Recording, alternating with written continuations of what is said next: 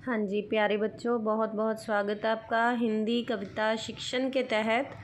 आज हम कक्षा छठी का जो कल बेटे हिंदी का पेपर है उसकी तैयारी शुरू करेंगे। ये आपकी रिवीजन की वीडियो है। रिवीजन की वीडियो का पार्ट 1 है। इसमें हम पाठ पहला और पाठ दूसरा दोनों पाठों की रिवीजन करेंगे, जिसमें आपको ये समझाया जाएगा कि आपको पेपर आना है, उसकी 4 ऑप्शंस आएंगी। आपको कैसे ऑप्शंस एलिमिनेट करनी है। एलिमिनेट मतलब कौन सी ऑप्शन राइट है, कौन सी सही है, उसको कैसे आपने चुनना है। ठीक है, ध्यान से हम सारी ऑप्शंस पढ़ेंगे और फिर आप पेपर के उसके अंदर टिक लगाएंगे। इसमें जल्दबाजी आप नहीं करेंगे, पहले तो आपको पढ़ना आना चाहिए। तो सबसे पहले हम शुरू करते हैं हमारे पहले पार्ट से। पहला प्रश्न पेपर में कैसे आएगा आपको इस ऐप के थ्रू समझा रही हूँ मैं। बच्चे पंजाबी शब्द का हिंदी अनुवाद होगा। बच्चे कोई पंजाबी का शब्द दिया है, जैसे इसका हिंदी में अनुवाद क्या होगा, इसको हिंदी में हम कैसे लिखेंगे। तो कैसे लिखेंगे, अगर हम ऑप्शंस पढ़ते हैं तो पहली ऑप्शन है हमारे पास बच्ची, दूसरे बच्चे, बच्चा, बचा। तो कौन सी राइट ऑप्शन हुई हमारी, सेकंड वाली। ऐसे ही अगला हमारे पास दूसरा प्रश्न है, लड़का शब्द का सही स्त्रीलिंग चुने। स्त्रीलिंग चुनना है।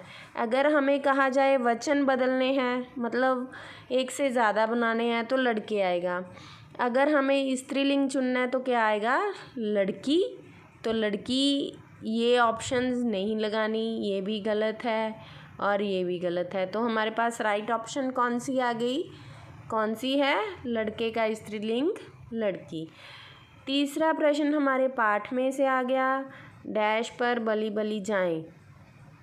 किस पर बली बली जाने की बात कविता में कही गई है। पहली हमारे पास कविता है बेटे प्रार्थना, जिसमें हम भगवान से प्रार्थना कर रहे हैं अपने देश के लिए। तो किस पर बली बली जाने की बात कर रहे हैं, देश प्रेम पर। देश प्रेम पर बली बली जाएं। चौथा प्रश्न है हमारे पास, चहुं पासे पंजाबी शब्द को हिंदी में लिखो। हिंदी में लिखो। चहुं का अर्थ क्या होता है, चारों, और पासे मतलब और, चारों ओर, चारों तरफ।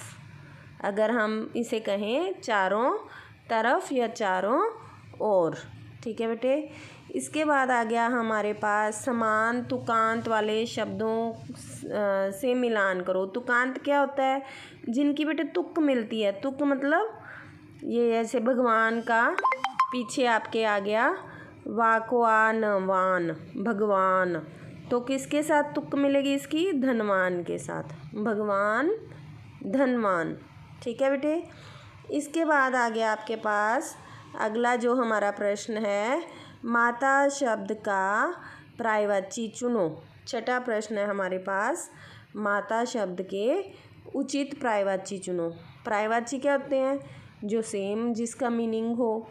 इसको हम समानार्थी भी कह सकते हैं, पर्यायवाची भी कहते हैं। तो माता के पर्यायवाची होंगे जननी और माँ।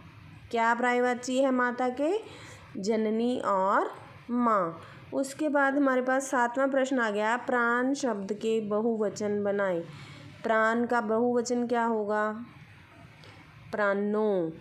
कहाँ पर है लिखा प्राणों, और सही कौन सा है, ये सेकंड ऑप्शन, प्राण, प्राणों। लाभ शब्द का विपरीतार्थक शब्द चुने। विपरीतार्थक क्या होता है बेटे, उल्टा शब्द। विलोम भी कह सकते हैं उसको, विपरीत भी कह सकते हैं, उल्टा शब्द भी कह सकते हैं। लाभ का उल्टा क्या होता है, हमेशा हानि। लाभ मतलब फ़ायदा, हानि मतलब नुकसान। लाभ का उल्टा आ गया हानि।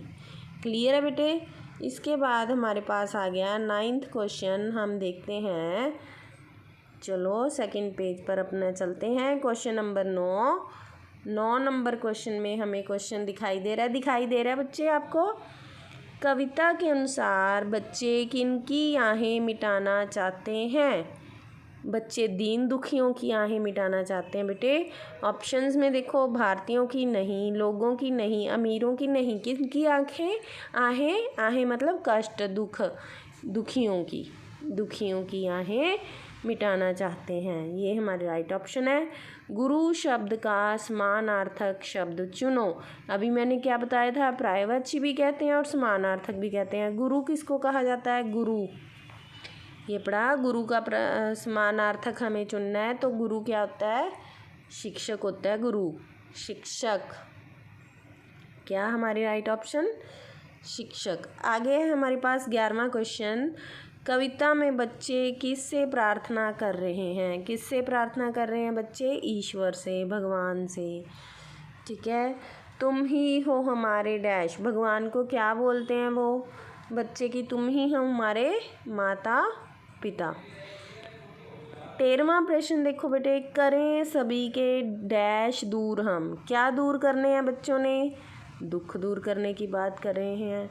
करे सभी के दुख दूर हम, बच्चे हमेशा सबका भला चाहते हैं, सही है कि गलत, सही है जी, बच्चे हमेशा सबका भला चाहते हैं, ये सही है। बच्चे सबकी क्या मिटाना चाहते हैं, आहें, आहें मतलब तकलीफ़ें, दुख। हमारे देश का नाम क्या है, भारत, अपने देश का नाम तो भारत है।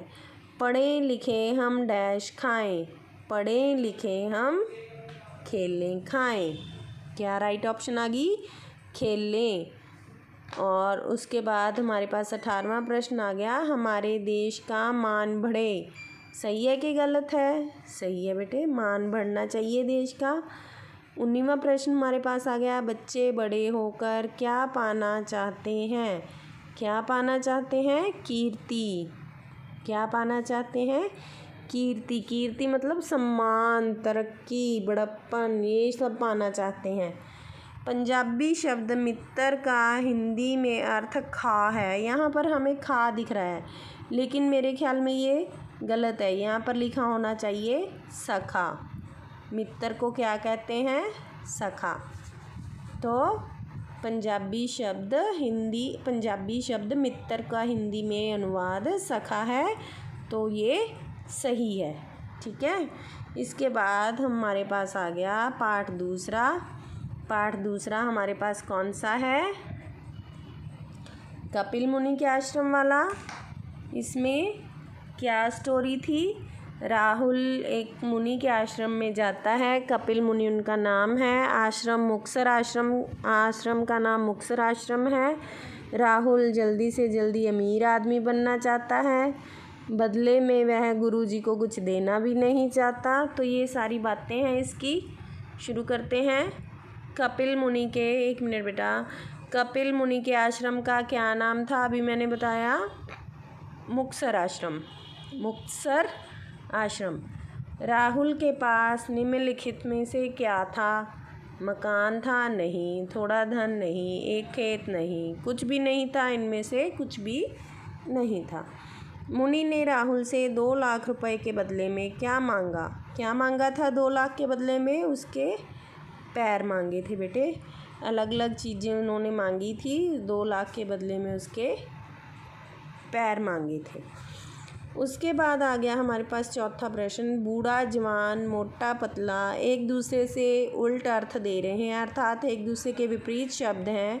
इसी प्रकार बुद्धिमान का विपरीत शब्द क्या होगा, हमें क्या करना है, बुद्धिमान का विपरीत ढूंढना है। बुद्धिमान का विपरीत क्या होगा, मूर्ख, बुद्धिमान मूर्ख।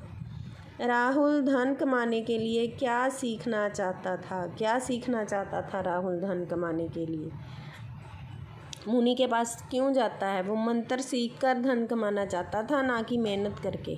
मंत्र सीखना चाहता था कि मुनि मुझे कोई मंत्र सिखा देंगे और इससे मैं अमीर हो जाऊंगा।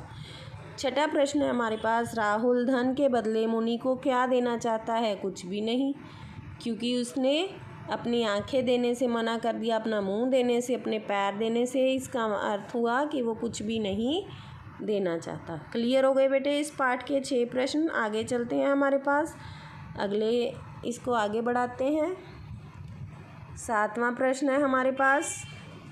7वां प्रश्न बेटे, धन कमाने का सबसे अच्छा रास्ता क्या है, क्या है धन कमाने का अच्छा रास्ता, ऑप्शंस पढ़ के देखो। चोरी और बेईमानी नो, अपने अंग बेच कर नहीं, लॉटरी डालकर नहीं, राइट ऑप्शन क्या है? मेहनत करना। क्या है हमारे पास राइट ऑप्शन? मेहनत करना, यही हमारा उत्तर है। ठीक है, इसके बाद आ गया राहुल के पास लाखों रुपए की कौन सी चीज़ें थी। मुनि ने क्या बताया था कि तुम्हारे पास तो लाखों का शरीर है, तुम इससे मेहनत करो और धन कमाओ। तो कौन सी चीज़ें थी? स्वस्थ शरीर था उसका। जीभ के बिना राहुल क्या नहीं कर सकता था? 9वां प्रश्न है हमारे पास, जीभ के बिना कोई बंदा क्या नहीं कर सकता बेटे? बोल नहीं सकता, वह बोल नहीं सकता था। 10वां प्रश्न हमारे पास आ गया, कोई उल्टा शब्द दिया हुआ है, राग राब घया, इसको सही करके लिखना है। तो उसको सही करके इन्होंने क्या बनाया? घबराया।